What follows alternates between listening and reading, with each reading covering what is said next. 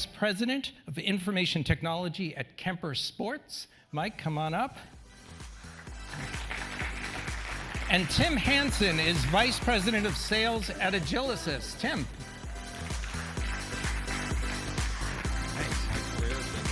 All right. So we're going to start. Before we get to our data, I want to just, we had yesterday was packed with content, and I enjoyed it. And I would love to hear from you guys, like what were some key takeaways, maybe some threads that you noticed from session to session, or some big takeaways. Mike, you would prefer to start with Tim? Let's start with Tim. So my comment yesterday to Robert Marusi, I've known Robert for a while, and he shared some of that information that was really kind of at times alarming. Like, they're getting so much information about us as a guest. Mm-hmm. I'm a guest, right? I guess I sell technology, I get that. But I stay in probably 10, 12 hotel rooms a month. And then Robert, that he can grab so much information and data about me from my stay, from my credit card, where I ate, what I did. It's cool from a technology perspective, but it's also like there's this, that's pretty crazy stuff that they're getting that much information about us. Mm-hmm. That was, I thought his, Robert Marusi's session was incredible, and I was drawn into every slide. Like I could have sat there for longer and sort of parsed it all. But the results that he's getting, yeah, the 100% increase in sales, or I think he went from 1.5% to 3%. Yeah.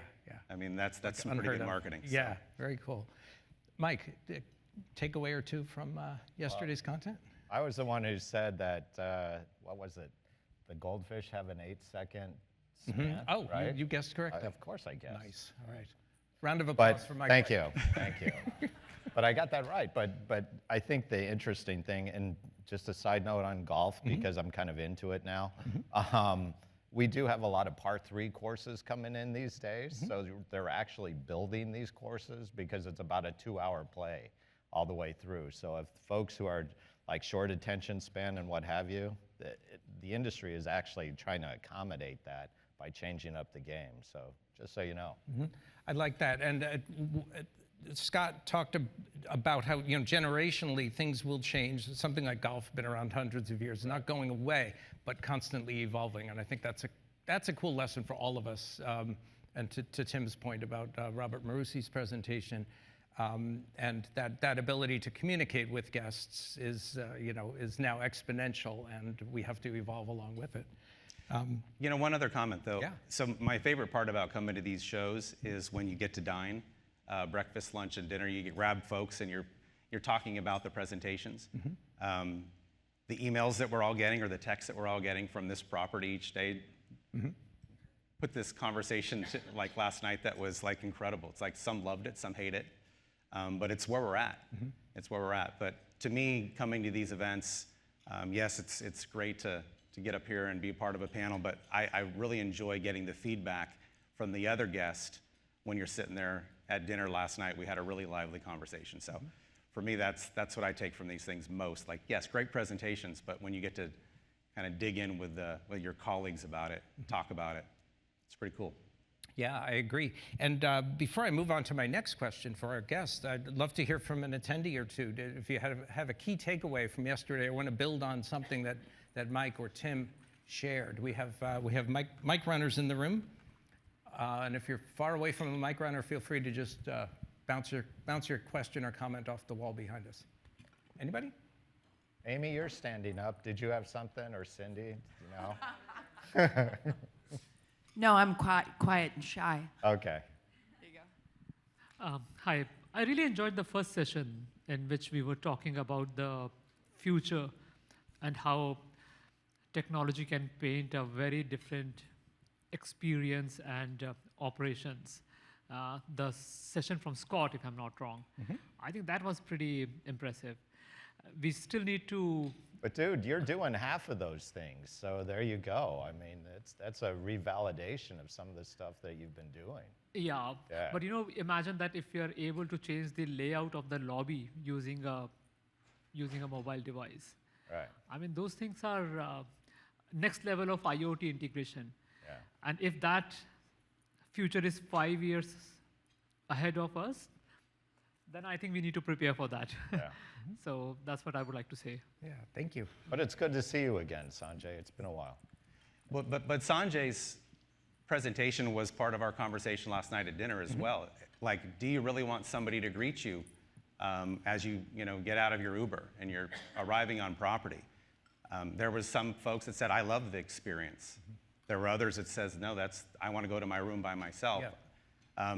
It's options. I think some of the things that we talked about through the use of technology, the options that you have once you arrive on property, what's that look like for you? I liked the idea. Others on our table said, no, that's not my thing. Yeah. I had, Tim, you and I were talking just before this session about the notifications we're getting, text messages from this property. And I noted it Sunday when I checked in. I sort of noted it professionally more than anything else. I was like, oh, that's an interesting play. Like they really want me to go to the bar tonight to hear the folk stylings of a local musician. I didn't take it personally that it was like, well, they're nagging me to spend more money. And then as my stay went on and I continued to receive them, I started to process it a little bit differently. Not necessarily negatively, but more sort of like, I wonder how everybody has responded to these notifications. Well, who took the late checkout for $250? I expensed it. It's fine. Yeah. I actually use Napper, so not to worry. Nice. That was a great callback. I'm not sure if Jesse's still in the room. I know he has a flight Where back is to New York Jesse? today. I was going to change Well, the name that's of what this Wyndham company. was talking about yesterday, right? Wyndham's Yes. rolling out 4,500 properties with that technology. I like it. I think knowing what's going on, being able to interact. I mean, the hotel, I get the operation. They're trying to have more touch points with their guest, right? They're trying to create this lasting or great guest experience, which we're going to talk about here in a few minutes. So again, that was something that we debate. Like, you can say stop, so you're done with it, and then you don't get to go see the guy playing the acoustic guitar at the bar last night. But I think it's really powerful to have that much information about what's your stay look like, especially if you're part of that 70% that they spoke to yesterday that are looking to be entertained while they're here. Yeah, 100%. So before we get to the data, I had one more question for you guys and for attendees if they'd like to who am answer. I remember who you are, Mike. Okay. What are... I thought we had to I do appreciate the introductions. prompt, though. Yeah. Didn't we have to do introductions? Because I got a new gig now, Robert. Hey. Gotta tell everyone I got a new gig. You know what? Yeah, I usually ask on my Right. webinars and on my stage appearances, I say, tell us who you are and what There you do. go. And I think I just told them your title. So I'm just- let's pause for a moment, lightning round, who you are Start and with what you do. Tim. I guess what are you going to tell me? You're like a 4 handicap now? Because No, and I am. something with golf? By the way, I am a 4 handicap. My 2 arms and my 2 legs. But go ahead. That was easy. Introduction. Yeah. Agilysys, Tim Hansen, Vice President of Sales for the U.S. Hotels, resorts, cruise ships. I tell people all the time I get to stay in great hotels because we have great customers. I like to give feedback to operators. Secretly, I love to be an operator just with all the knowledge I have from all the hotel stays that I have. But today I sell technology. So if you don't know who Agilysys is, we do PMS, POS, right? You buy some of Golf. that stuff. We do golf. Activities. Yep, we bought Book for Time recently. We have a spa software. Soon to have a caddy app. Yeah, it's nice to have a customer that Just knows saying. knows what we do better than I do. All right. And Mike, tell us who you are and what you do. Hi, everyone. I'm Mike Blake. It's my first year here. It's great to be here. That is a lie. I shouldn't say that. It's my first time on stage today. Yeah. But anyways, for those of you who don't know me, I used to be with HT&G, right? So, which merged with AHLA. Kind of pulled that off, yeah. And then before that, I was with a small hotel company, which some of you may not have known. It's called Commune. And then there was another one that was Hyatt. And by the way, Hyatt actually acquired Commune, so I could have been with Hyatt all the way through. So there you go. But with that, been in the industry for a little while. Now I'm with Kemper Sports. For those of you who don't know Kemper Sports, we're the 3rd largest golf management company in the country. So Troon, Club Invited, and then us, Kemper Sports. We got about 140 courses. We got 3 of them that are in the top 10. So kind of cool destination golf. So I got resorts, and then I got munis and everything in between. And just like some of those that you guys deal with hotel management companies, we're kind of like that, but it's for golf courses. And so, by the way, I do have the coolest job. All right, thank you guys. I wanted, before we jump into the data, quick thoughts on, do you have any top priorities for 2025? Like, it's something that really stands out that may resonate with the crowd. Tim? As Agilysys, with my group, yeah. So, I think Agilysys, most of you who know us think of us as a point of sale company. So I think what we're looking to do is become more of that PMS company, property management software company. Most of you know it was out there in the news that we are going to be the brand standard for Marriott. So I think that gives us a kind of this leap of getting into this and getting more focused on our PMS business. But some growth over the next couple of quarters, adding more folks, being more focused on driving PMS business. It's kind of the hub of a hotel. I heard what was it called? The single pane of glass. Thank you, Michael. That's driven from a PMS and all these systems that can speak to it. So when we talk about guest experience, it's the hot topic. We're going to talk about it today. Being able to get out there and sell more of our PMS solutions, I think is going to be key. And for those of you who don't know, we have 4 of them today, so we're trying to get down to maybe selling a couple of those. Cool, thanks, Tim. And Mike, same question for Kemper Sports. Any obvious priorities for 2025? I think a lot of us are going to have to deal with this next year. I think labor is going to be a huge issue. And I think, some of us are seeing constraints still. I have about 9,000 employees in our company. And most of them, aren't carrying any technology, but those folks, we still have to schedule. We have to figure out some of them want to be paid daily. So we got stuff like that. So my 3 biggest priorities is, 1, we're probably trying to sort out what we should do with our HR system. So that's going to be 1. Then we got the whole experience with CRM.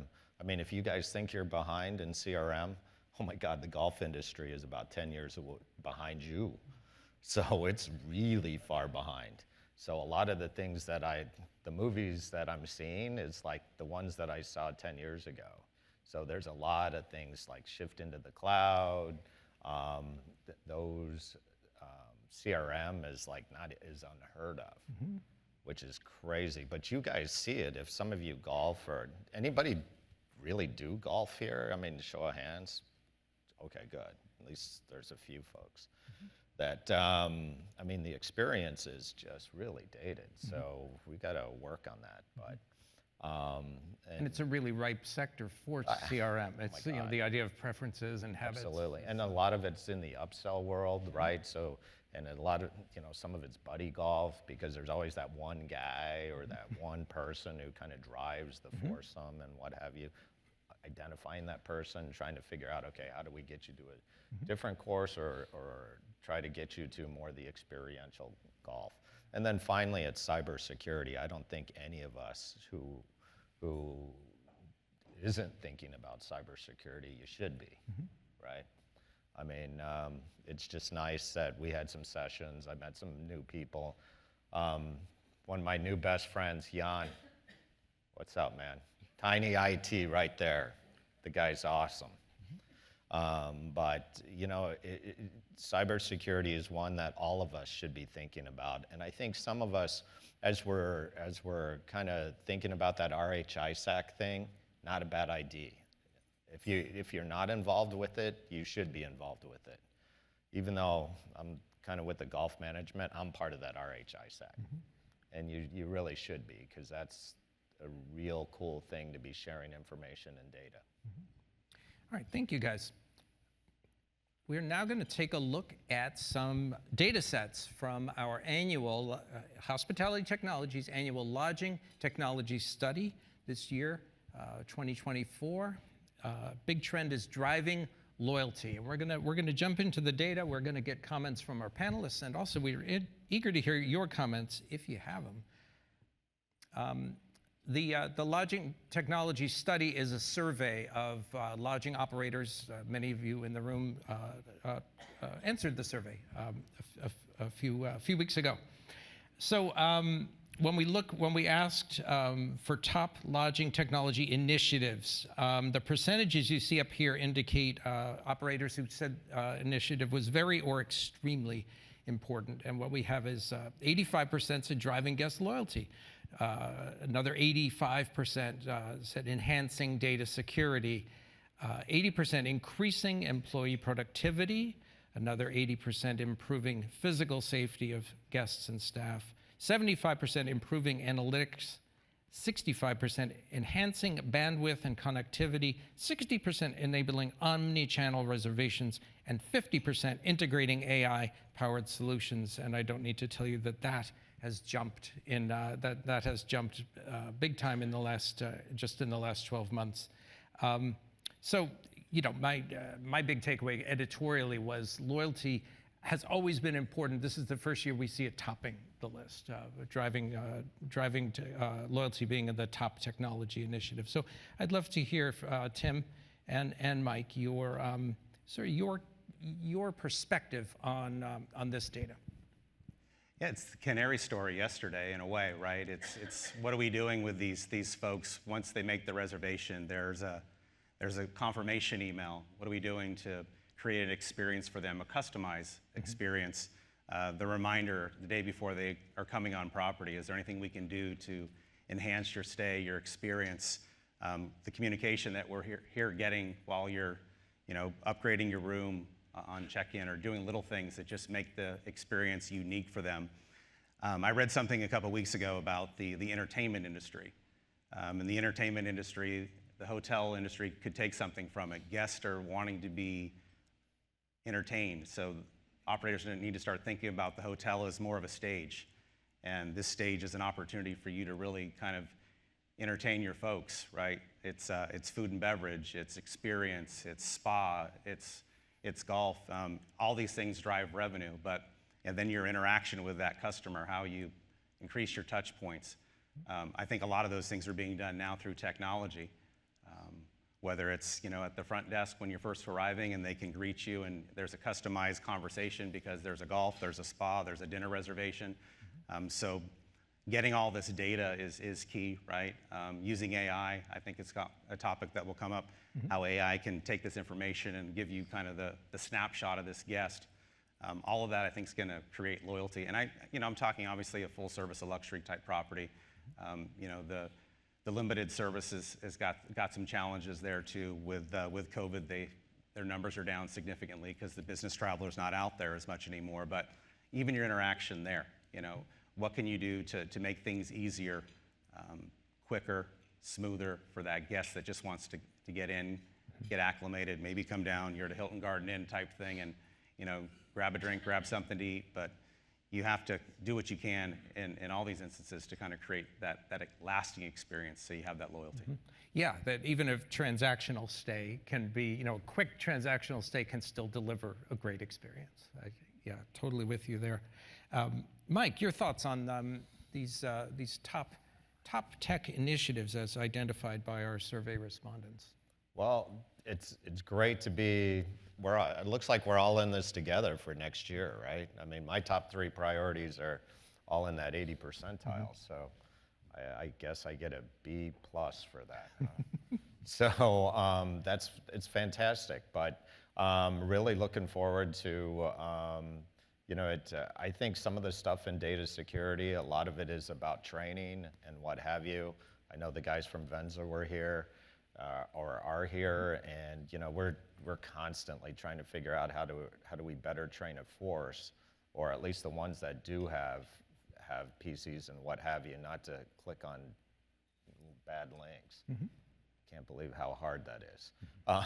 But it is a challenge, and I do think that as we continue to figure out better gates and try to close off our security, we need more help in that area. So by all means, Fenza, keep on doing what you guys are doing. Thank you. Yeah. Thank you, Mike. Nice, thank you. I'd love to hear from attendees if you have brief thoughts about any of these tech initiatives, anything that resonates with you. Or is there something on there that should be on there? Robert, I actually have a comment. I'm down in the. I'll move into the middle Hi, of the room so you Abby. guys can see me. Hi.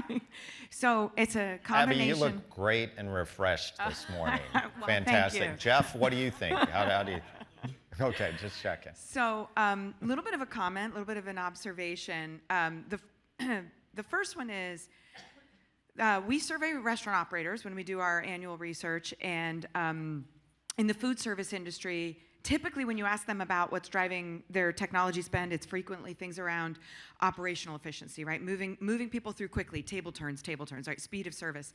Loyalty has become the most important variable driving technology in food service as well, which is pretty remarkable because that's not an industry that has historically been known for loyalty programs, right? Other than, TGI Fridays and their various ways that they've done things. But loyalty is becoming so important to even industries that might not have had that lever to pull, right? And so part of that is certainly tied to consumer spending and consumer sensitivity over pricing. But I want to connect it now to the key takeaway thought that's also part of this this block of time and why we're chatting here as a group this morning. And it goes back to what was one of the thoughts that was shared yesterday on stage, which was we had two panelists, and in one case we had a panelist saying, demographics are so important, right? Age demographics are so important, and you have to be thinking about, what's the next generation of traveler and how are they wanting to interact with you. And then there was a really quick follow-up that said there are no.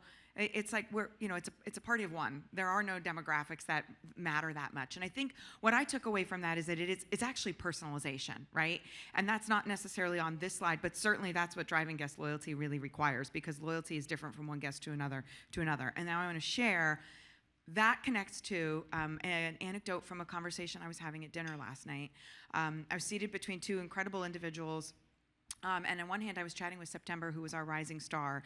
And September was sharing with me some really awesome perspective around the age group that she's in as she's evolving from, the early 20s into the late 20s and getting more involved in a professional workforce. And she's talking about how her peer group, they're looking for, they're actually getting rid of internet on their phone. They're looking for phones that maybe are connected with the ability to make calls and text, but not driven so much by social media. Talked about how there are now these social media. Bumble has a Bumble for Friends, because this is a generation where so much of their experience was tied to online environments. We've all talked about it's going to be really hard for those teenagers to make friends when they have to put the phone down. Well, guess what? It's happening, right? And not only is it happening, but the app providers in the world of what has been dating are now starting to think about how can we provide that service to people that are trying to make connections. The conversation flowed a little bit more, and we started talking about how, we have this group of a demographic group of individuals that maybe they value connectivity, but they want a more authentic first-person experience, a little bit less digitally driven.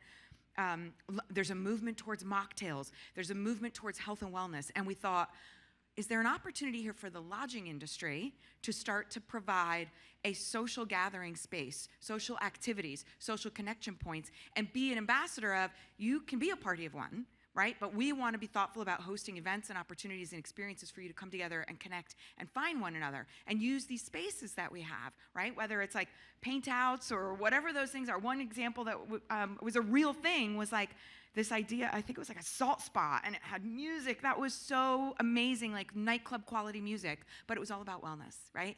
And so to me, what was such an awesome takeaway from that was it is personalization, and there certainly are evolutions in the demographic, how our consumers, the next generation, what they're going to value and what they're going to prioritize, and maybe there is an opportunity for the lodging industry to start to be part of that solution. So sharing some cool takeaways that I think are nicely connected to the loyalty conversation. So you're saying that there's some hope for my BlackBerry stock, huh?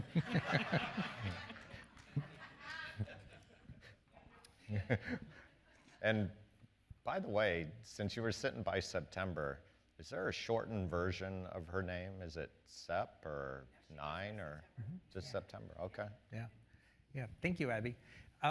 Does anybody have comments sort of building on what Abby said? I love the idea of sharing like cool conversations that they had over dinner last night. Good morning. Good morning. Good morning. I think one of the items that I took away yesterday, and you guys keep talking about on the technology side, me sitting in Margaritaville, probably involved in a lot more of the operations, marketing, and branding and everything else, I get to see a lot more. On the technology side, you guys are talking, and yesterday was a perfect example of personalization, as if somehow that was something that is new. It isn't. It's been going on for 20 years in marketing. I mean, it's one of those things that, you know, all of us that work with marketing solutions have been kind of looking and doing.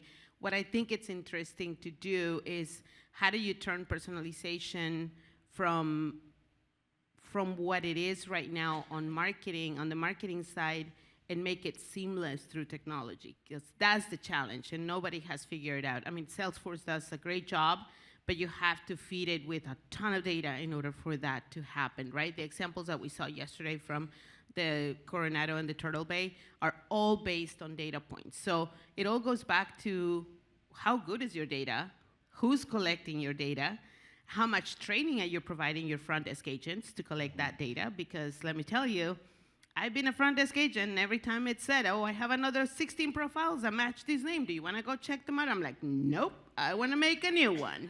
So that, I think, is the key, right, is how do we train our assets, our staff, to value the data for what it can do for the enterprise. And that's a very difficult thing to do, because everybody is rushing, and we have no time right now to do a lot. Loyalty, however, is still driven by the human connection. There's some value in there. There's some people that are still looking for, you know, a discount or some sort of everything. But loyalty is all about you knowing your customer on a personal level. And are you traveling for business? Are you traveling with your family? We travel differently when we travel with family or friends than when we do it for business. And I think knowing and understanding what those parameters mean is what drives the loyalty. So that's just my take back. Thank you. Yeah. Thank you. But I Claudia. do think, Claudia, and you know, just to build on that, because I do think technology is really kicking up in high gear, right? So we're seeing things now. I mean, I would spend some time with Happy yesterday. I mean, what you guys are doing with Salesforce and making it more accessible and using it, I mean, it's pretty fantastic. I mean, there are definitely things there that I think, you know, we were just talking about 5 years ago. Now it's happening. Yeah. Thank you. Talking about personalization. What's going on, Jan? Yeah. Hi. Tiny Jan IT Portnoy, right there. Peachtree Hotel Group. So we're talking about personalization, loyalty, but the first presentation yesterday was to removing a human factor out of our hotels, which is scary, because I think it's vice versa. We need to bring back bellhops, bring back the doormans. There's a great marketer, Rory Southern. I don't know how many of you know him. There's a couple of books he wrote. He have tons of videos on YouTube. Go watch him. But one of the examples he had that how the Ritz Hotel in downtown New York removed the doorman, because they decided that now we have a door which is sliding and we don't need that person. But reality was that person was the first connection to the people. He knew who coming in, name, history of that person, their kids, and it's created a personal connection to the hotel. Once the doorman was removed, this personal connection was lost. So one thing which we need to remember, yes, we want the technology in the hotel, but the whole hotel, the hospitality idea is to bring personal relation. That's why it's called hospitality. And I think we somewhat trying to walk away from that. We're trying to, and we as a technology people having a problem where we like technology, so we don't want to, we want to have as much technology as possible, and we need to stop ourselves. That's one of the takeaway I had from yesterday. Thank you. Tim, it reminds me of conversations I've had with some of your colleagues about the idea of offering, of course, the operational efficiency that some automation can bring, and at the same time delivering that personal experience. Yeah, and then the struggle, I was listening to the conversation over there that you have all these different systems that you're trying to extract data and information from, which makes it more complex for the person behind the scenes is trying to figure out how to market to this individual. So one of the comments that was brought up yesterday, and we addressed this last night at dinner, but someone didn't, it didn't get answered, but somebody talked about the property now that is buying 10, 11 different solutions from one vendor. I was meeting with a resort in Boca a few weeks ago where they have 90 different software solutions that runs their hospitality operation. It probably resonates with you. And and they're looking at it now as saying, okay, this is awesome. We're talking about data, we're talking about AI, but all these systems don't communicate with one another. So yes, you can load it into a BI tool and you can extract this information, but it's hard. So these types of efficiencies through technology, are I think where we're headed, where you're starting to see more and more folks buying more solutions from a single vendor so that they can get this view of the guest. This is a great segue. I'm skipping a slide we're a little prepared. No, because I've got something better, and I think it's right on point. This data set is top lodging technology challenges as identified by the hotel operators who took our survey. And I feel that this speaks so much to that hotel and supplier relationship that we're just discussing. 65% identify resistance from partners to innovate. Partners meaning the technology companies they work with. 60% say a top challenge is resistance to technology change within their own organization. 60% lack of sufficient IT budget. 55% difficulty integrating with legacy systems, which, by the way, used to be the #1 answer to this survey, so maybe we're making progress there, I hope so. 50% lack of skilled technology expertise internally, and finally 50% inability to derive ROI for technology rollouts. So I'd love to hear comments from you guys, and then also from attendees if you have them. Yeah, legacy is a word commonly referred to, the folks that have been doing this for a while, right? And I would throw Agilicis in that bucket, right? So that's one of those things that, we get conversations with a lot of the folks in the room, here's what we need in order to operate more efficiently. Mobile is a significant piece, self-service is a significant piece. So reinventing some of the things that we've done, rewriting, updating, modernizing. These are all the things that, as an organization like ours, that we're cognizant of. You have to be cognizant of, because there's this nomenclature out there that legacy's bad and old, and we're not providing what our end users and our customers are looking for. So we're aware of it, we're addressing it, but it's certainly something that we're in a time right now in technology or in hospitality where you're starting to see so many new and cool things, new players in the space for that matter, that have come in that have challenged your organization or our organization to get stronger and better at the things we do and we deliver on. So it's an exciting time, but there's a lot to take in, but we have to get past that legacy and start to modernize and address our customers in a way so that they can create more efficiencies in their operation. Yeah, that relationship between the hotel and the vendor, the idea of it's a dynamic relationship. It's that involves, hey, we need this, or here's what we don't have. What you tell me what we need. Like that's fascinating to me, and I think that's a deeper conversation. Mike, you. I know you have thoughts about these topics. That one's just a little awkward since he's my primary partner, right? But It's honest. but it's one of those things that I would say I'd look at it upon myself to help the industry and to make you better. So it's one of those things that I do think we get into a lot. I'm only helping them get better.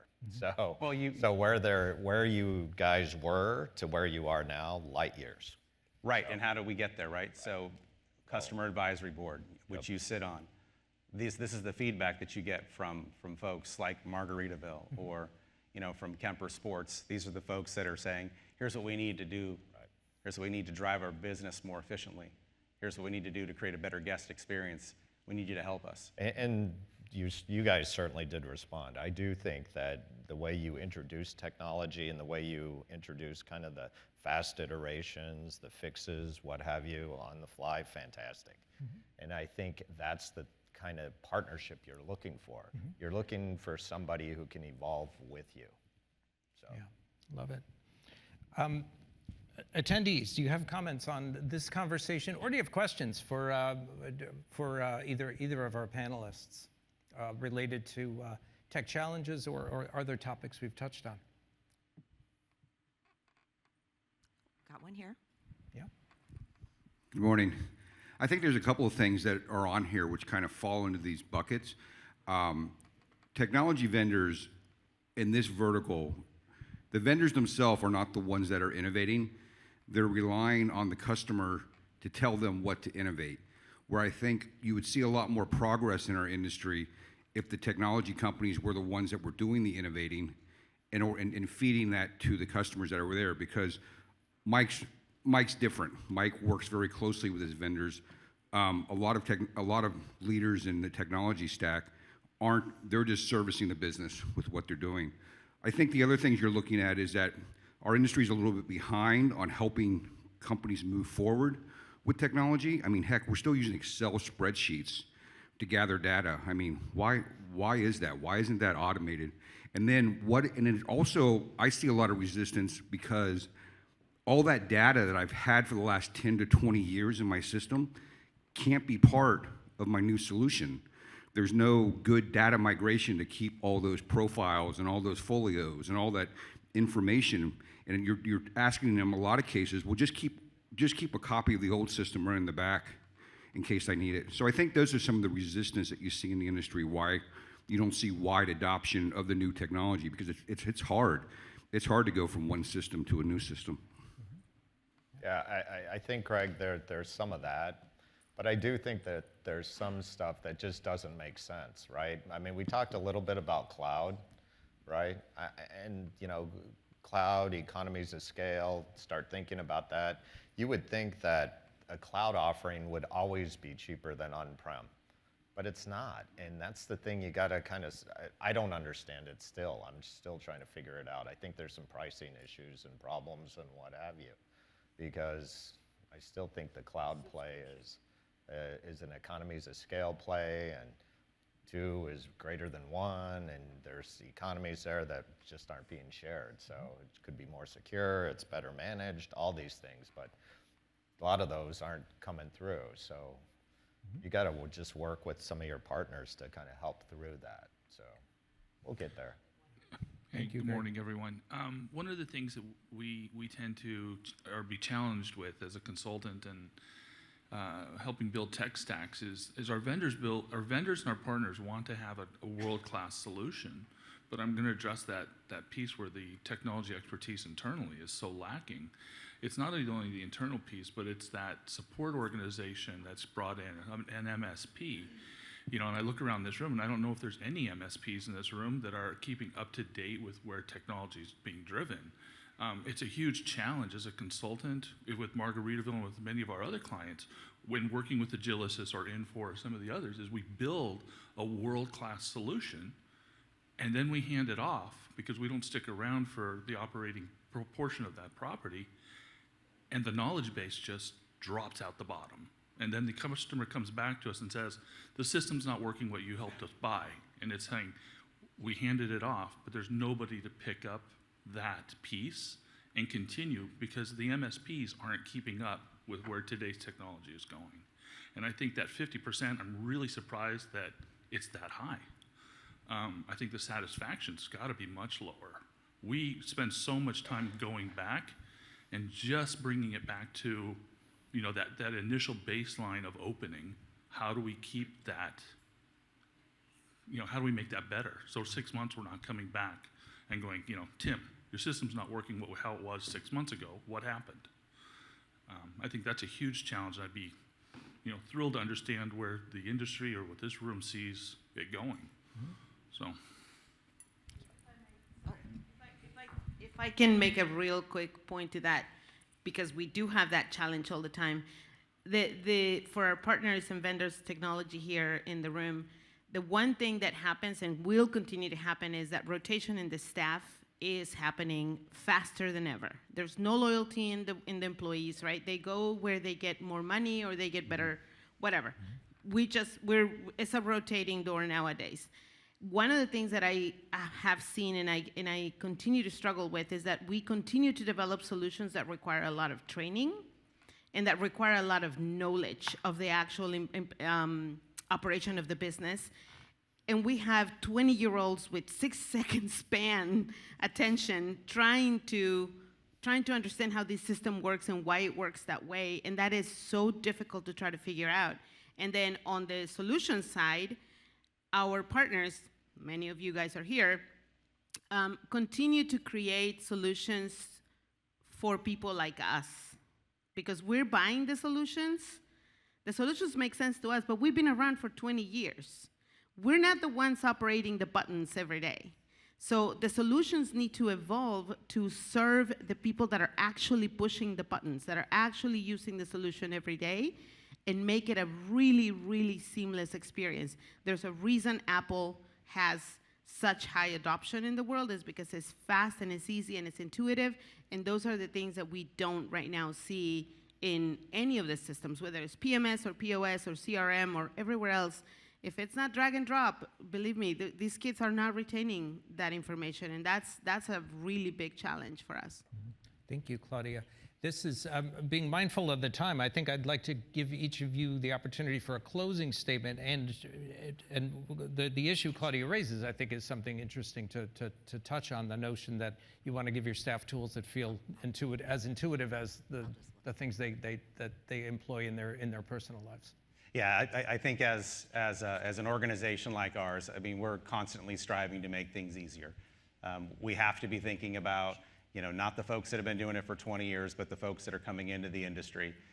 We spend a lot of R&D. We have a tremendous amount of development talent.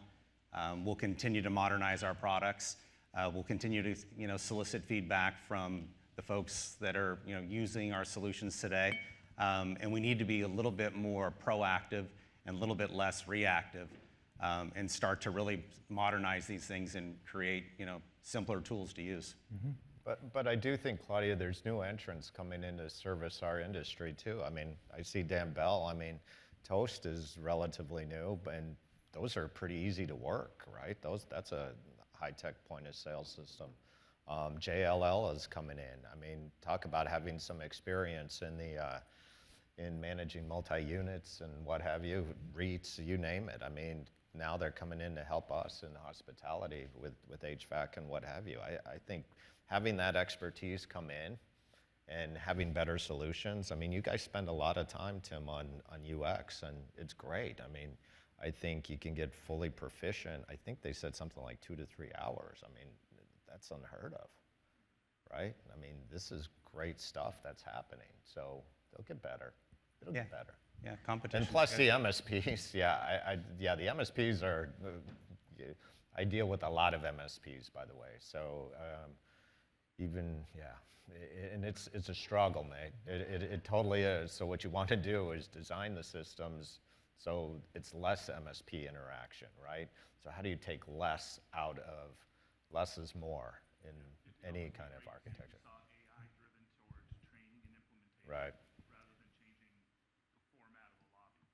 Right? Yeah. Where's that bigger impact? Yeah. Well, this has been fantastic. Thank you, everyone who's chimed in from the audience. Dude, I didn't get my And thank you. clothes. I just wanted to say it's great to be back, everyone, in a different capacity. It's great to see everyone. It's great to be able to chat with all of you, and I'm so looking forward to Vegas. Yeah. The Bellagio. Okay. No, just Vegas. Tim and Mike, just Vegas. All right. Say no more. This has been fantastic. Give it up for these fantastic panelists, please. Take care, all. Thank you. All right.